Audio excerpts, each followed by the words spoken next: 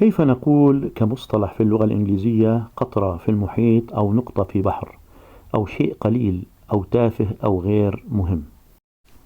A drop in the ocean. A drop in the ocean. Idiom. The drop in the ocean.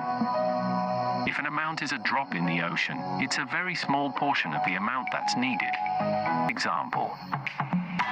I know $20 is just a drop in the ocean, but if everyone gave that much, it'd make a big difference. So, in the end, the individual charities didn't receive much money. It was a drop in the ocean.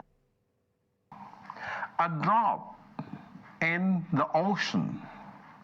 You know, a drop is something that's very tiny or very small, very little, comparing to an ocean. The ocean is huge, very big.